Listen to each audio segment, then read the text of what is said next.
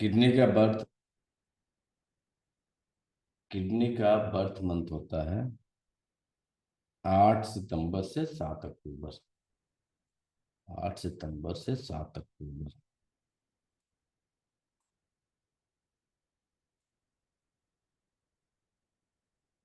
इसकी ऊर्जा घटी रहती है 9 मार्च से 8 अप्रैल।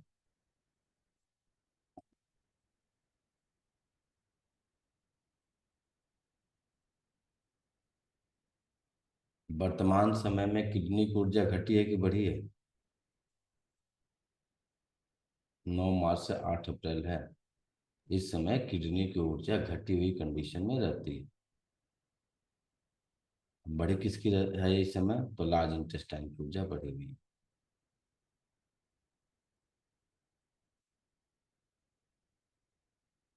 अब इस महीने में आपका 8 सितंबर से 7 अक्टूबर के बीच में किडनी की ऊर्जा एक्सेस रहती है। और इस समय जो संबंधित नेचर में प्रकृति में जो खेल होता है क्या होता है देखिएगा कि सितंबर महीने में बरसात समाप्ति की तरफ रहती है। मेन बरसात आपका कब रहता है? जून जुलाई जून तो लगभग लगभग अब ऐसा कुछ सिचुएशन बना है पिछले कुछ सालों में कि मानसून आने का टाइम था 15 जून। अब वो बढ़ के चला गया 30 जून। देखिए हर मौसम जो है लगभग लगभग 15 से 20 दिन का महीना दिन का जो है अंतर आया हुआ। चाहे गर्मी हो चाहे ठंडी हो चाहे बरसात। पिछले 7 8 सालों को चेक करिएगा तो हर मौसम जो है लगभग महीना दिन का जो है ये अंतर आ रहा है। तो सितंबर महीना में बरसात समाप्ति की तरफ रहती है और धीरे धीरे ठंडा की तरफ आना शुरू हो जाता है। हल्का फुल्का ठंडा लगना, मौसम में जो है ठंडापन आना शुरू हो जाता है। तो इस समय बोन रिलेटेड समस्याएं सबसे ज्यादा पाई जाती हैं लोगों को।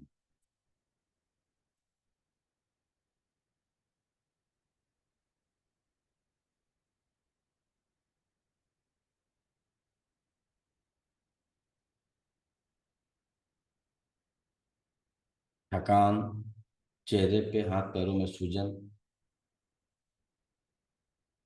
यूरिन में जलन। देखिएगा कि उस महीने में जब बरसात के जस्ट आसपास में उसके बाद जो है यूटीआई बहुत ज्यादा होता है। मौसम में ह्यूमिडिटी बढ़ी रहती है, चिपचिपापन रहता है। तो बार बार यूटीआई होना।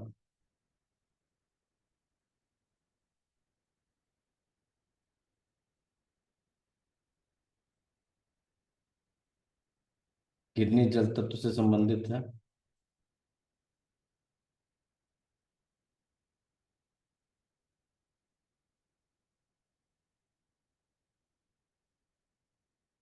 जल का सबसे बड़ा गुण होता है, नोट कर लीजिएगा, जल की गहराई बहुत डीप होती है।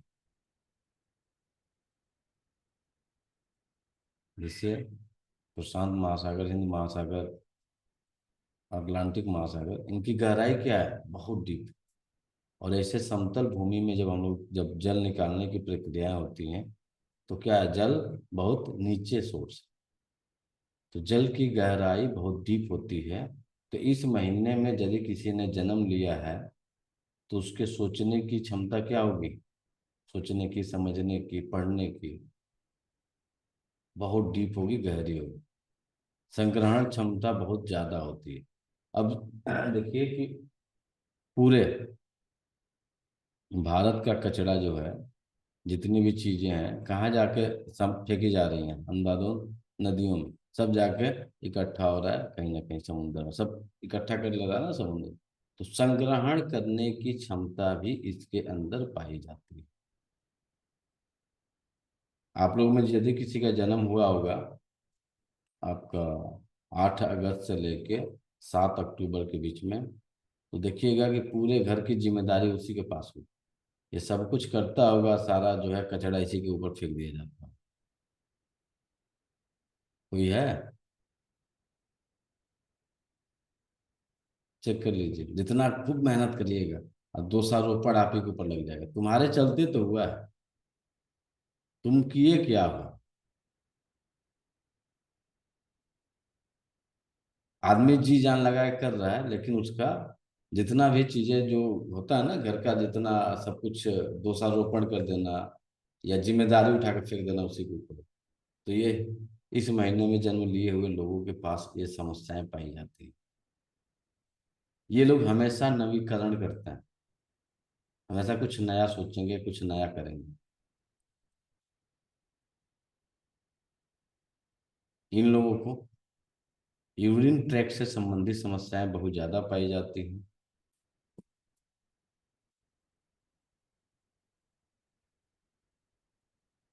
इन्हें मूल बंध से संबंधित योग क्रियाओं को जरूर करना चाहिए।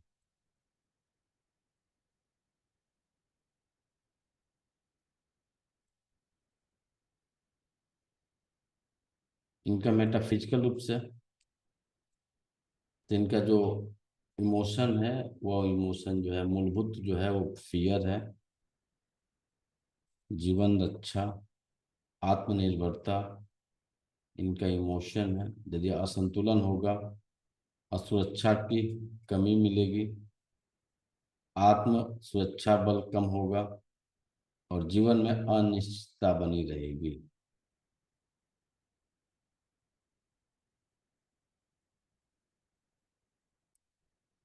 इन लोगों को जल हमेशा संतुलित मात्रा में लेना चाहिए। जो गणित है, जितना वजन उसमें से 10 माइनस करिए, 10 सॉरी, जितना वजन है उसमें से 10 का भाग दीजिए, जितना योगफल है उसमें से 2 घटा दीजिए। सरल भाषा में बोले 70 किलो वजन है तो 5 लीटर, 90 किलो वजन है तो 7 लीटर। वो तो संतुलन का जो रेशियो है, यह रेशियो आप बरकरार रखिए। कभी भी यूरिन रोक के मत रखिए,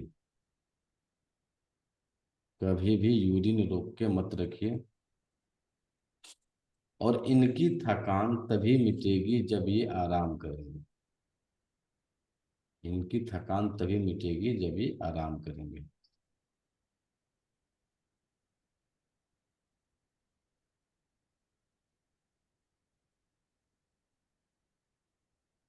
अगला है पेरिकार्डियम। 8 अक्टूबर से 7 नवंबर, 8 अक्टूबर से 7 नवंबर। सर ज्योतिष से और वास्तु। वास्तु उत्तर दिशा है, ज्योतिष में शुक्र ग्रह है।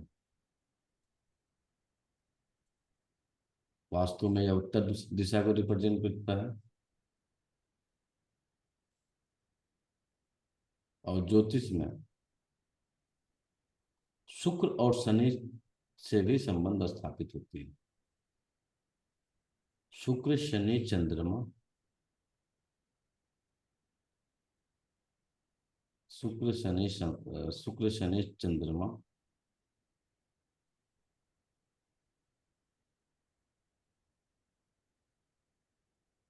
यदि किसी की किडनी डैमेज हो रही है तो उसमें अहम रोल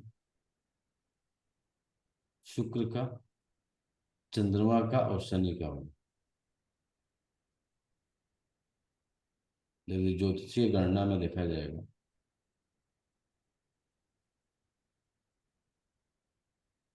तो जिन लोगों के रिश्तों में थोड़ी सी खटपट रहेगी, शुक्र यानी लाइफ पार्टनर, माँ, चंद्रमा का संबंध माँ से होता है, माँ, और शुक्र शनि का संबंध उसके नौकर से होता है। तो नौकर, माँ और पत्नी, इन तीनों में यदि अक्सर उनको व्यवचारिक किसी को लेकर फियर, कोई ना कोई यदि समस्या है, तो आपकी किडनी की ऊर्जा असंतुलित होगी। एक रेमेडी है, नोट कर लीजिए। यदि आपकी किडनी की ऊर्जा असंतुलन होने लगे तो आप अपने नौकर से अपने पैर खूब दबाइए।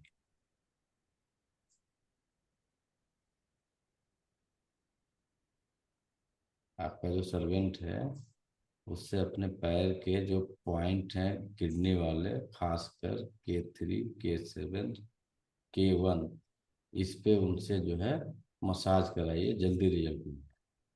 रिजल्ट क्या मिलेगा कि जो समस्याएं आपकी बनी हुई हैं उसमें कमी आएगी।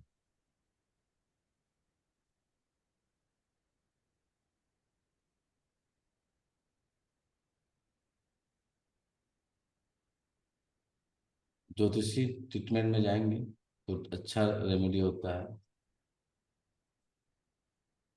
चेहरा अपना दो ही जगह दिखता है, या तो पानी में दिखेगा या तो तेल में दिखेगा। तो अपना स्वयं दान करिए। स्वयं दान करने का मतलब होता है चेहरा देखिए, चाहे पानी में चाहे तेल में। और उस जो भी पानी है तो पानी का दान कर दीजिए, यदि तेल है तो तेल का दान कर दीजिए। ये दो ही चीज है नेचुरल में जिसे आप देख सकते हैं, पानी में दिखेगा आपका चेहरा या तो तेल में दिखेगा। तेल में भी आपकी इच्छा है तो सरसों यूज करिए, आपकी इच्छा है तो तिल का यूज करिए। तिल ओरिजिनल मिल नहीं रहा है तो कोई मतलब नहीं बनता है।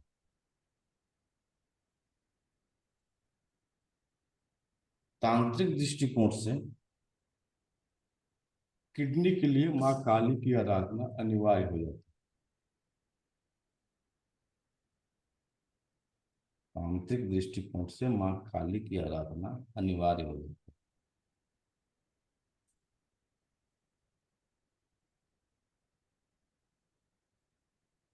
किडनी तभी बीमार पड़ेगा जब किसी के घर के वास्तु में नॉर्थ डायरेक्शन में अग्नि और पृथ्वी तत्व आ जाए,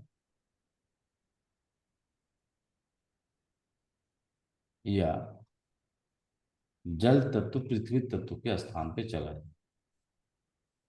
तो पृथ्वी तत्व का जो स्थान है वह है 180 से 270 डिग्री के बीच के area.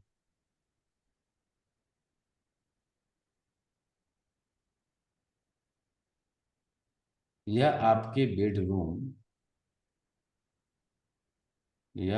Bedroom south east direction में चले जाएं,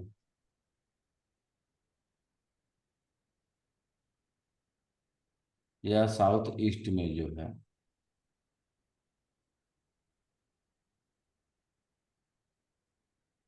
जल तत्व चला जाए। अब मैटर यहाँ पे एक आएगा आप लोगों के लिए, बड़ी कंफ्यूजन क्रिएट करेगा कि साउथ ईस्ट में बेडरूम। तो यदि आप घर के इकलौते हैं, घर में अकेले रह रहे हैं, तो वहाँ पे नियम लागू नहीं होगा।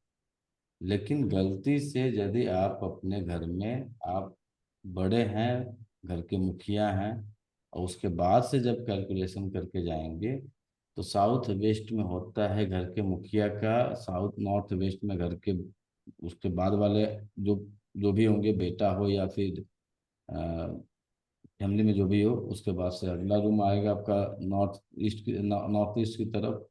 उसके बाद से साउथ ईस्ट की तरफ जब जाते हैं तो उस स्थान पे यदि घर के मुखिया को साउथ ईस्ट में बैठा दिया जाए, घर के सबसे बड़े बुजुर्ग को साउथ ईस्ट में बैठा दिया जाए, तो घर में जाने के कुछ ही दिनों के बाद से उसे बोन रिलेटेड और यूरिन रिलेटेड समस्या डेवलप करेगी, और उसे किडनी से संबंधित समस्याएं हो जाएंगी।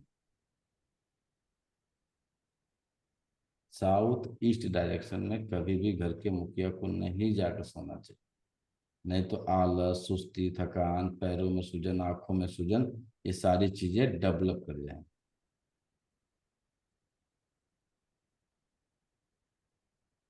कई लोग मिलेंगे आपको कहेंगे नहीं तो हमारा तो वास्तु के अनुरूप है, एकदम वास्तु परफेक्ट है, फिर ये क्यों क्यों बीमारी आई? तो अंदर घुसिएगा तो उनसे पूछिए कि आपका बेडरूम किधर है, आप सोते कहाँ हैं? तो यदि वह अपना जगह छोड़ दिए होंगे, अपने जगह में किसी अन्य को दे देंगे। अक्सर देखिए वो क्या रहा है आज के डेट में, आज की सफलता की पहचान पैसा है। जो ज्यादा पैसा कमा रहा है वह सबसे ज्यादा सफल इंसान है, सबसे ज्ञानवान इंसान है। सबसे ज्ञानी वही है जिसके पास पैसा है, सबसे ज्यादा जो है बलशाली वही है। और घर में जब जाते हैं तो माँ बाप यदि उस घर में है और माँ बाप को उठा कर रख दिया जाए साउथ ईस्ट डायरेक्शन में, और बेटा अपने चला जाए साउथ वेस्ट डायरेक्शन में, तो वहाँ पे बेटा जब साउथ वेस्ट में गया और मदर फादर साउथ ईस्ट में गया, तो आप बताइए स्थिति क्या बनेगी?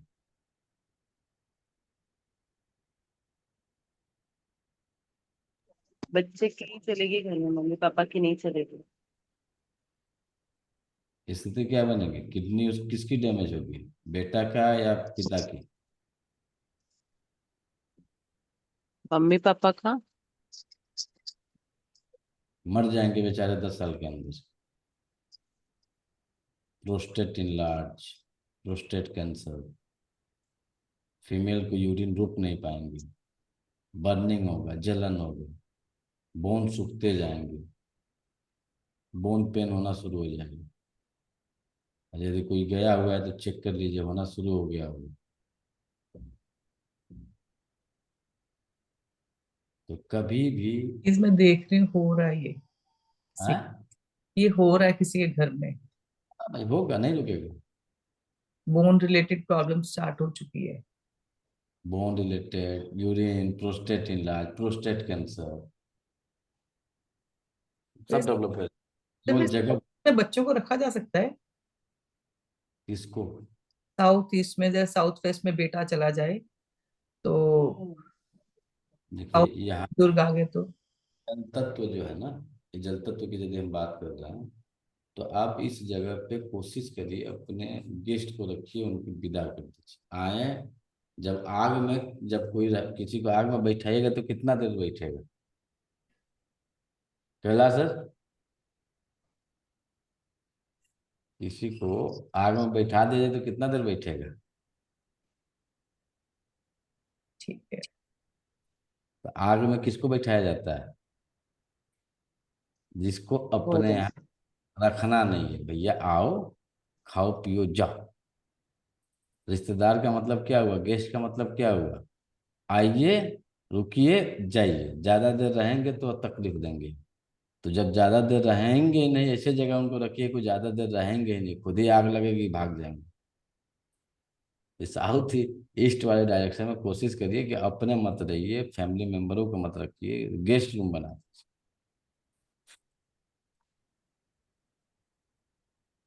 चलिए, अगला है आपका पेरिकार्डियम। यदि किसी के घर में किडनी रिलेटेड समस्या डेवलप कर गई है, तो आप गूगल स्पेशली जरूर सामने चलाइए। गूगल गूगल गूगल आता है।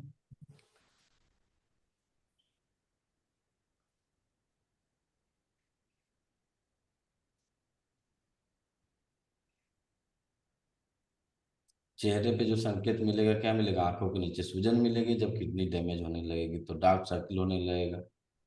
आंख के नीचे ये स्वेलिंग मिलेगी, आंखों के नीचे डार्क सर्किल बनने लगेगा।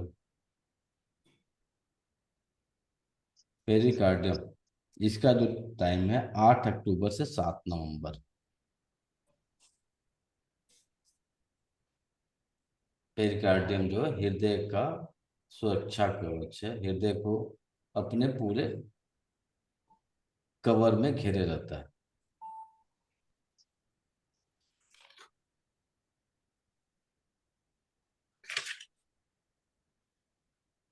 पेरिकार्डियम जो है झटके और संक्रमण से हृदय को बचाता है। एक समस्या आती है पर्टिकुलर एज में, देखिएगा 20 साल, 22 साल, 24 साल के एज में, कि लोगों को झटके लगते हैं। झटके का मतलब मूर्छा आती है। उन मूर्छाओं में सबसे ज्यादा कारण क्या रहता है? मूर्छा आती है लोगों को, देखे हम बेहोश हो जाएंगे। तो उसमें मुख्य कारण जो बनता है वह पेरिकार्डियम ही बनता है। अब किसी को एक पर्टिकुलर एज में, एज रिलेटेड है ये, एक तो हो गया मूर्छा भैया, किसी को बचपन से आ रहा है, किसी को कभी आ सकता है, लेकिन एक पर्टिकुलर एज में शुरू हुआ और पर्टिकुलर एज में समाप्त हो गया, तो उसमें अहम रोल पेरिकार्डियम की होती है। यदि ऐसी कोई भावनाएं हैं जो कि दिल के एकदम करीब है, समझिए दिल की सुरक्षा कवच है, और भावनाओं में कुछ ऐसे शब्द, कुछ ऐसी बातें जो कि आपके हार्ट को डिस्टर्ब कर रहा है, उस कंडीशन में आपको मूर्छा आएगा। ये दो कंडीशन बनता है। पहला, माँ बाप का प्यार यदि बच्चे के साथ ना मिले तो देखिएगा युवा अवस्था आते आते उनको झटके लगने शुरू हो गए। और दूसरा झटका लगता है जब कोई गर्लफ्रेंड या बॉयफ्रेंड में आज के परिस्थितियों के अनुसार विक्षोभ विरक्ति हो जाती है, तब मूर्छा लगती है। तो ये मूर्छा लगने का जो कवरिंग कर रहा है ना, वो हमारा पेरिकार्डियम कर रहा है। अब पेरिकार्डियम का इमोशन के साथ बहुत तगड़ा संपर्क है।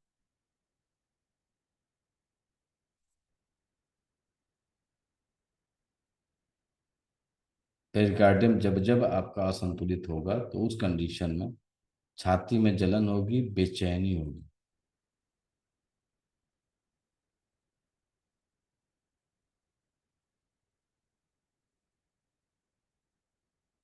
पेरिकार्डियम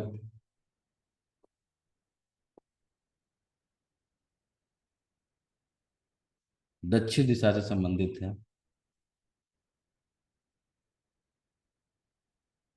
यह हार्ट के एकदम नजदीक है।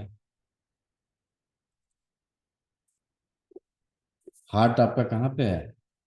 तो वास्तु में हार्ट आता है यमराज महाराज के पास, वास्तु में हार्ट है और उसके नजदीक है तो गृहस्थ और वितथ के पास यह पद आता है।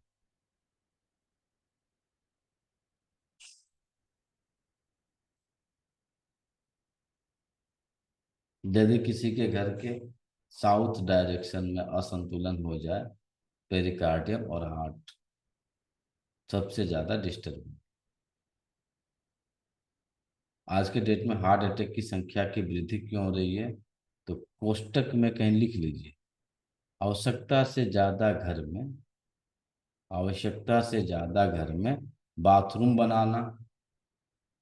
अब खुद सोचिए, 4 कमरे हैं और 4 बाथरूम बने हुए हैं, ऐसा कुछ है?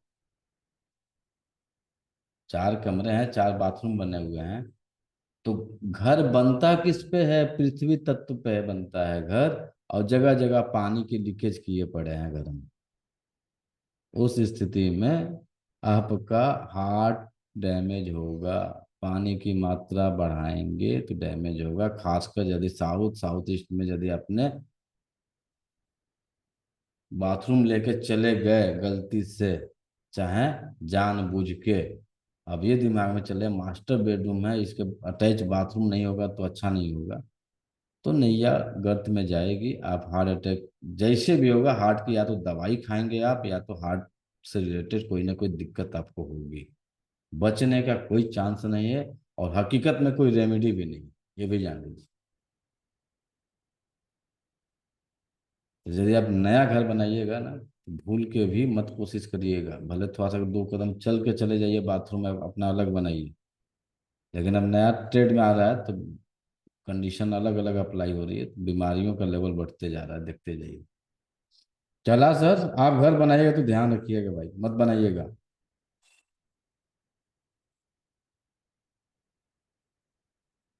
इसके अलावा इन लोगों को, यह आपके अनाहत चक्रा से संबंधित होता है।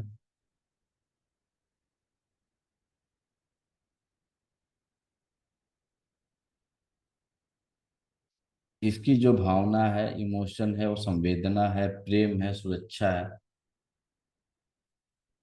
जब किसी के संवेदना को टच कर लीजिए और सुरक्षा डेवलप कर दीजिए, प्रेम की जो सीमाएं हैं उसको छेड़छाड़ कर दीजिए, तो इनको झटके लगेंगे। असंतुलन की स्थिति में घबराहट होगी, भावनात्मक रूप से अस्थिरता हो जाएगी।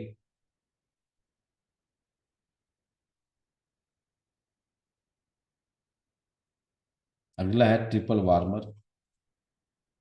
ट्रिपल वार्मर आता है आपका 8 नवंबर से 7 दिसंबर। एक कोरोना लेके आया था ट्रिपल वार्मर, 8 नवंबर से 7 दिसंबर। ट्रिपल वार्मर 3 भागों में डिवाइड होता है, अपर मिडिल लोअर। 3 इसकी ऊर्जा डिवाइड होती है, अपर मिडिल और लोअर। अपर का मतलब होता है डायफ्राम से ऊपर के जितने अंग हैं, ये अपर वार्मर में आते हैं। डायफ्राम से लेकर नाभि के बीच का जो अंग आता है, जिसमें लीवर, किडनी, गॉलब्लैडर, ये मिडिल वार्मर में आते हैं। नाभि से लेके आपके अंगूठे तक के जो पार्ट है वो आते हैं लोअर वार्मर। अपर में लंग्स आएंगे, हार्ट आएगा, चेहरा आएगा, गर्दन आएगा, सर आएगा, अपर वार्मर हो गया।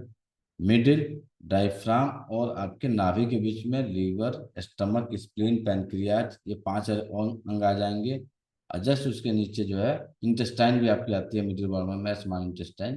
और जस्ट नाभि से नीचे जब हम चलेंगे तो आपकी किडनी, आपकी ब्लेडर, यूट्रस, ओवरी, पैर, कमर, घुटना, नाखून तक का जो पार्ट है वो आपके लोअर वार्मर में आ जाता है। इसकी जनरल टाइम रात 9 से 11 है।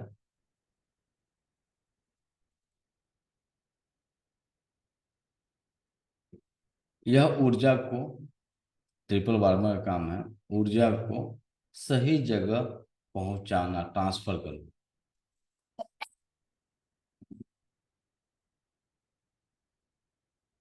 ट्रिपल वार्मर जिस तरह से ट्रांसफार्मर घर लगता है ना, मोहल्ले में एक ट्रांसफार्मर लगा हो, ट्रांसफार्मर सबके घरों में बिजली का वितरण कर रहा है, तो ये हमारे घर का ट्रांसफार्मर, हमारे शरीर का ट्रांसफार्मर है ये। ट्रिपल वार्मर कोई अंग नहीं है।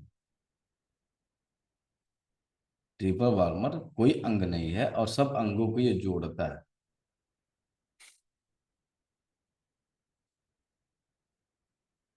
यदि कोई पूछे ट्रिपल वार्मर क्या है, ट्रिशियम में ट्रिपल वार्मर कोई अंग नहीं है, यह सब अंगों को जोड़ता है। और यह जो है एक ट्रांसफार्मर का काम करता है, हमारे शरीर में ऊर्जा को जो है सब जगह पहुंचाने का काम करता है।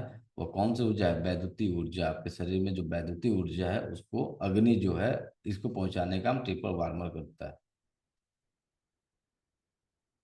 अब इसको देखिएगा तो ये कोई अंग है नहीं, ये आपके शरीर के 3 भागों में डिवाइड हो रहा है, 5 तत्वों में डिवाइड हो रहा है।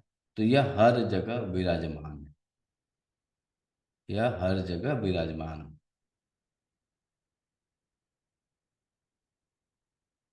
तो वास्तु में जब देखा जाएगा तो ऐसे ही अग्नि तत्व में तो दिख रहा है, ऐसे ही अग्नि तत्व में तो दिख रहा है, लेकिन यह पूरे आपके घर के पूरे वास्तुमंडल में विराजमान है, आपके पूरे शरीर में विराजमान है। कुछ ऐसे कंडीशन मिलेंगे जहाँ पे एक कलर कॉम्बिनेशन दिखाया जा रहा है ना, तो वो थोड़ा सा उल्टा सीधा होता है। अब यहाँ पे समझिएगा, लंग्स और हार्ट, लंग्स और हार्ट किस में है? अपर वार्मर में है। लंग्स और हार्ट अपर वार्मर में है। और अपर वार्मर में क्या है? आकाश तत्व के पार्ट आ रहे हैं और अग्नि तत्व के भी पार्ट आ रहे हैं। समझ में आ रहा है? अग्नि तत्व के भी पार्ट हैं, आकाश तत्व के पार्ट हैं, दोनों एक दूसरे के क्या हैं? अकॉर्डिंग टू टिशियम, अग्नि मेटल को गलाती है। हाँ दोनों क्या हुए? शत्रु हुए। हाँ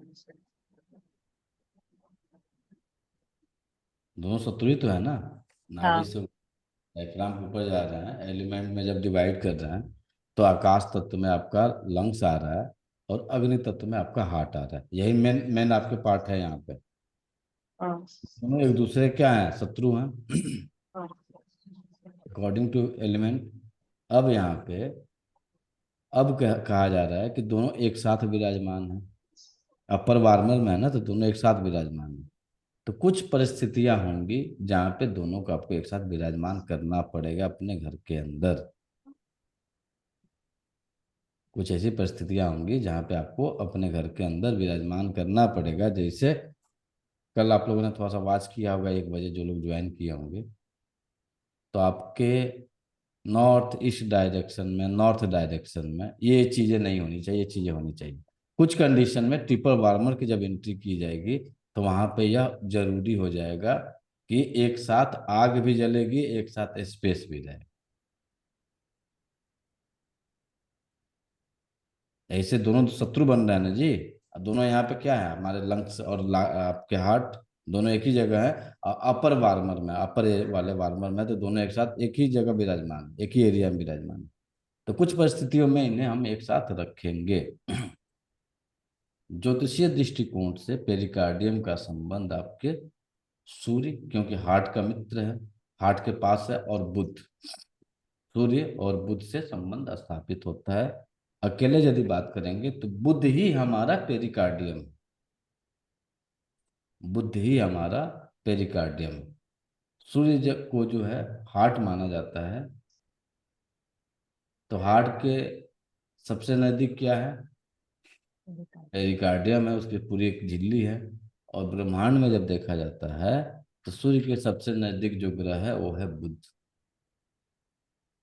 तो हमारी बुध ही हमारी पेरिकार्डियम है। जब कोई बहुत ज्यादा इमोशनल होने लगे तो उसका ट्रीटमेंट हमें किस पे जाके करनी चाहिए? बुध पे करनी चाहिए, हमें पेरिकार्डियम पे करनी चाहिए। जिसकी भावनाएं बहुत ज्यादा बहने लगे, भावनाओं पे कंट्रोल नहीं हो पा रहा है, तो हमें ट्रीटमेंट पेरिकार्डियम पे करनी चाहिए।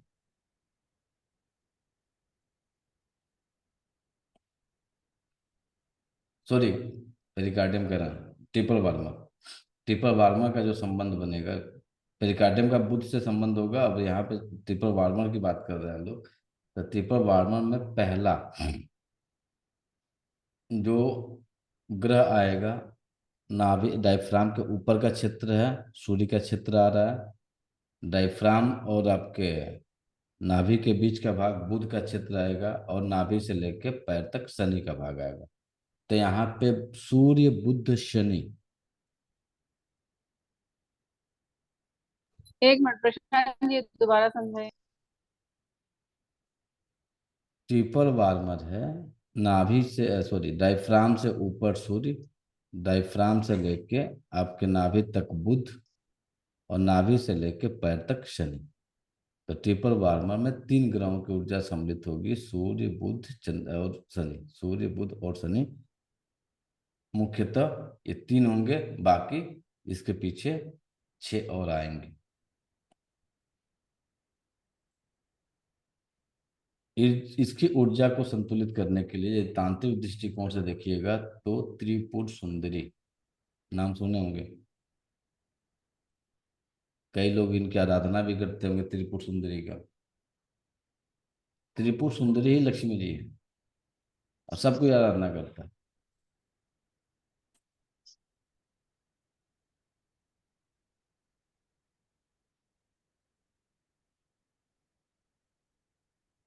ट्रिपल वार्मर आपके सातों चक्रों को कवर कर रहा है। डायफ्राम के ऊपर हार्ट चक्रा, विशुद्धा चक्रा, अजना चक्रा, उसके नीचे जा रहा है तो मणिपुर चक्रा, फिर जब नीचे आता है स्वादिष्ठान और आपका मूलाधार चक्रा।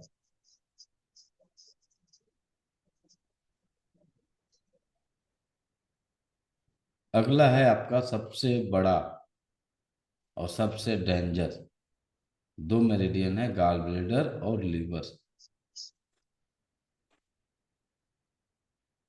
जिसकी टाइम है 8 दिसंबर से 7 जनवरी, और 7 जनवरी से 6 फरवरी, लीवर और गाल ब्लेडर का।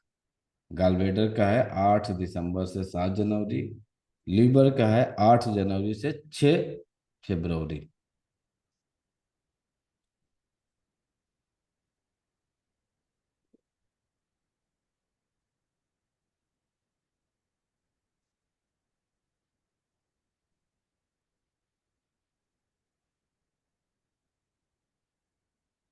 जब किसी का जन्म यदि दिसंबर के 8 दिसंबर से और 7 जनवरी तक रहता है, तो इस समय नेचर में क्या बदलाव हुआ रहता है?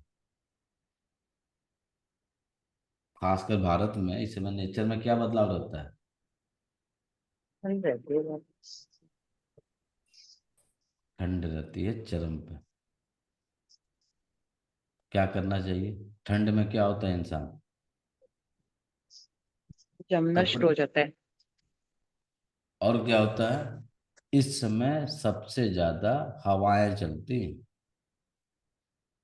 दिसंबर महीना में बढ़िया हवा चलती है, और एक हवा शीत चलती है लहर है। अप्रैल मई में।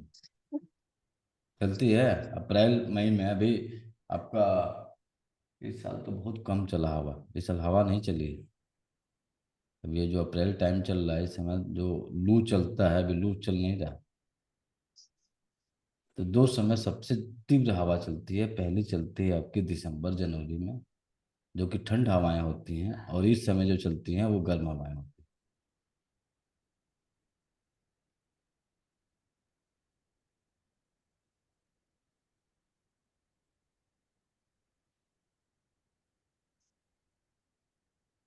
लीवर और गॉलब्लैडर जो है, ये दोनों मिलके हमें साहस देते हैं, पराक्रम देते हैं, आत्मविश्वास देते हैं, निर्णय लेने की शक्ति देते हैं। आत्मविश्वास, निर्णय लेने की शक्ति, साहस, पराक्रम, क्रोध,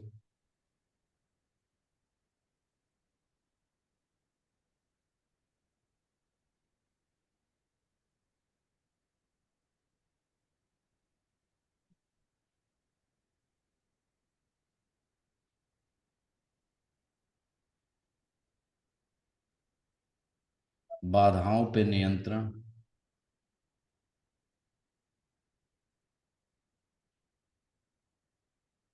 जब किसी इंसान के जीवन में बहुत ज्यादा रुकावटें पैदा होने लगे, बाधाएं आने लगे, उसके पराक्रम की कमी होने लगे, साहस में कमी होने लगे, तो उन्हें अपने लीवर और गॉलब्लैडर को ट्रीटमेंट करने की जरूरत पड़ती है।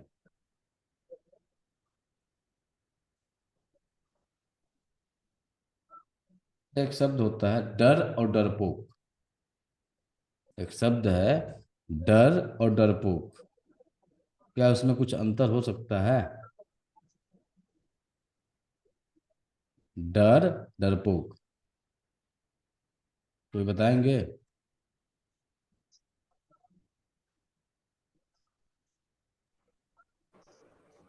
डर पर्टिकुलर किसी मोमेंट पे लग सकता है, पर डरपोक वो होगा जो हर बात में हर समय डरा रहे। कैलाश सर, तो सर डिफाइन करिए डर, डरपोक।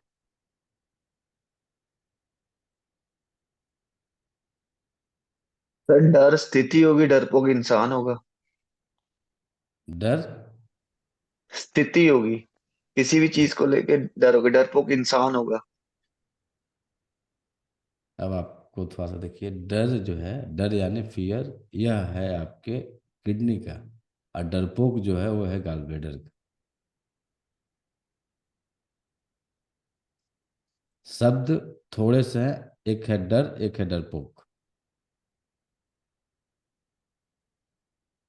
फियर हमेशा रहती है, और डरपोक आदमी कभी कभी बनता है।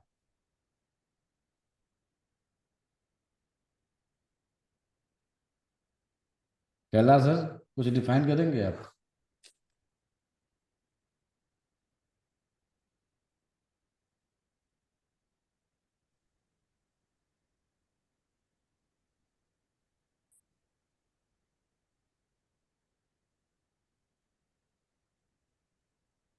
आवाज नहीं आ रही है, चलिए।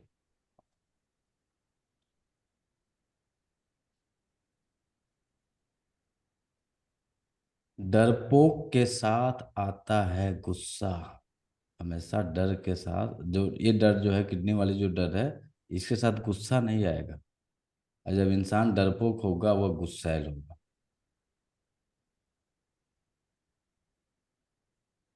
डरपोक के साथ चिल्लाएगा। और बच्चे आपके डरपोक होते हैं बाल्यावस्था में, जब यूरिन करने के लिए जाना होता है, तो जब उसे थोड़ा सा आप रोक दीजिए तो बच्चे का रिएक्शन क्या होता है?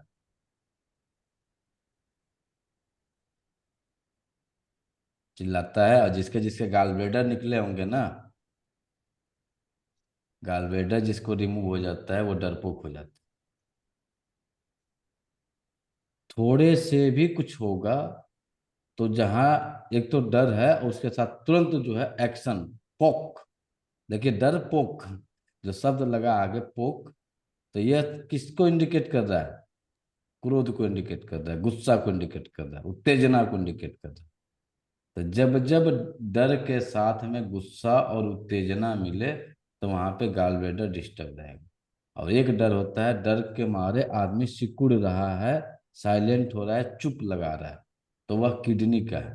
और यहाँ पे यदि डर के साथ चिल्ला रहा है, बोल रहा है, तो यह गॉल ब्लैडर का है। तो जिसका जन्म जो है दिसंबर जनवरी में हुआ रहता है, ये बड़ी उग्र होते हैं, चिल्लाने वाले होते हैं, लेकिन डरपोक होते हैं। कहिएगा ना, आप देखते होंगे किसी के साथ जब बातचीत करने के दौरान, अरे यार ऐसे भौंक रहा है, ऐसे बोल रहा है, थोड़ा सा डांट ना दो अभी चुप लगा जाए। सामाजिक स्तर पे जब कहीं आप किसी से बातचीत करते हैं, तो बातचीत करने के दौरान अगला बोलता है ना, एक्शन रिएक्शन करता है, और आपके ही शब्द होते हैं, अरे उसको डांट दो 2 मिनट में चुप लगा जाएगा। वो तुमको कमजोर समझ रहा है ना, तुम्हारे ऊपर हावी हो रहा है, तुम अपने आप को थोड़ा सा स्ट्रॉन्ग करो ना, भी भाग जाएगा। तो दिसंबर महीने वाले जो होते हैं, दिसंबर और जनवरी महीने में जिसका जन्म हुआ रहता है, ये अपने आप को आपको डरपोक बनाने की कोशिश करते हैं, आपके ऊपर हावी होने की कोशिश करते हैं, आपके ऊपर चढ़ाई करने की कोशिश करते हैं। विंड एनर्जी चाहेगा नहीं कि आप रुकिए, भागिए, जाइए यहाँ से, कहानी खत्म करिए। यह आपके पूर्व दिशा से संबंधित होती है, गुरु ग्रह से संबंधित होता है, बुध ग्रह से संबंधित होता है।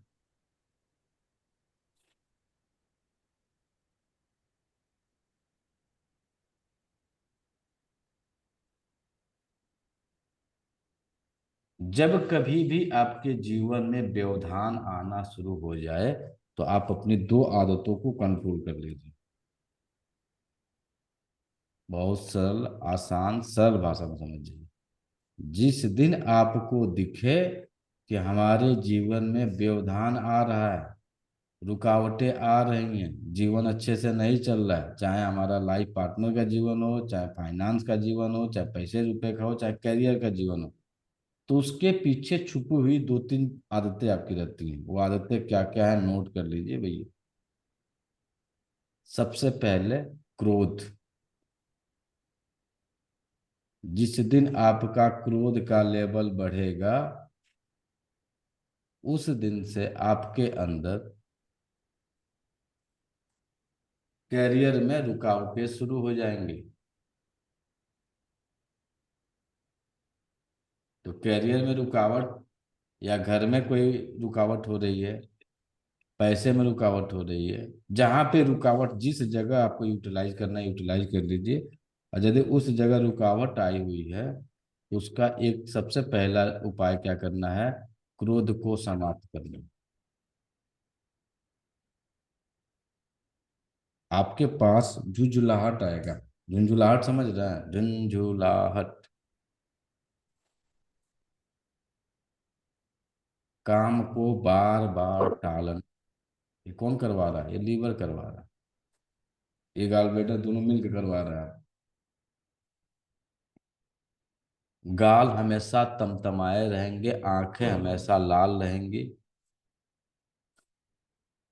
छुपी हुई चीज क्या है, तो गुस्सा है।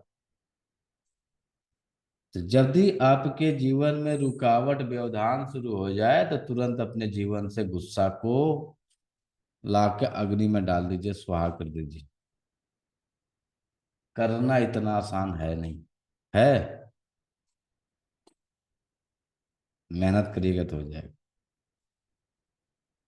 दूसरा, किसी के जीवन में तभी रुकावटें आती हैं जब वो आवश्यकता से ज्यादा स्वतंत्रता चाहते हैं।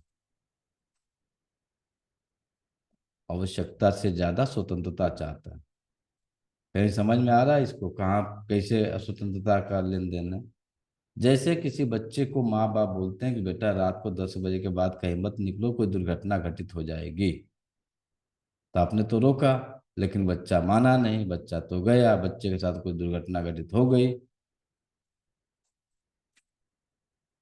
तो आपने उसके स्वतंत्रता को छीना, नेचर ने उसके स्वतंत्रता को छीन लिया।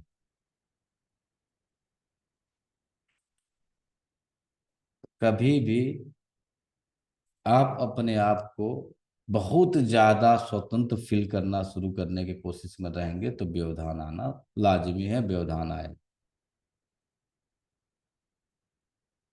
तो किसी न किसी एंगल से बंध के रहिए। फ्रीडम, एकदम फ्रीडम का मतलब एकदम फ्रीडम मत हो जाइए, कहीं ना कहीं से आप बंद करिए। एक दूसरे से आपका कनेक्टिविटी जो रहे वो बधा हुआ रहेगा, बहुत अच्छे परिणाम आपको मिलेंगे।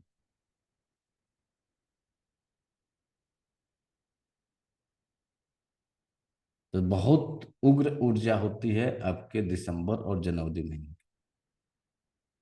जिनके अंदर जब ये असंतुलित हो जाएगा तो आपके शरीर से कुछ ना कुछ इकट्ठा करेगा। जनवरी और दिसंबर महीने में देखिएगा कि नेचर में चीजें इकट्ठा होती हैं। फॉग, बर्फ इकट्ठा होता है सर। तो जब नेचर में इकट्ठा होता है तो आपके शरीर में भी इकट्ठा होता है। ब्रेन फॉग हो जाता है जिस महीने में जन्म लेना। ब्रेन फॉग होने का मतलब क्या होगा, जैसे नेचर में धुंधला हो जाता है, दिखता नहीं है, उसी तरीके से ब्रेन फॉग हो जाएगा तो आदमी को समझ में नहीं आएगा, कंफ्यूजन में रहेगा। जब फॉग हो जाती है नेचर में तो आदमी बहुत ज्यादा लाइट जला के चलता है, बहुत तीव्र लाइट जलती है, तब वो धीरे धीरे धीरे धीरे चलता है। इस महीने में यदि किसी ने जन्म लिया है तो उसके जीवन को बहुत कंट्रोल करके चलना चाहिए, बहुत तीव्र गति से नहीं चलना चाहिए, क्योंकि इस समय नेचर में क्या है, फॉग है, एक्सीडेंट हो जाएगा। सही है निशान जी? फॉग पड़ी हुई है, गाड़ी की स्पीड कितनी रहेगी? कम हो जाएगी खुद ही। कम हो जाएगी। और यदि ये तेज दौड़ने लगेंगे तो ये कहीं ना कहीं एक्सीडेंट कर देंगे। सेम वही जीवन के हर कदम पे रहेगा, हर कदम पे रहेगा। ये रहा सर आप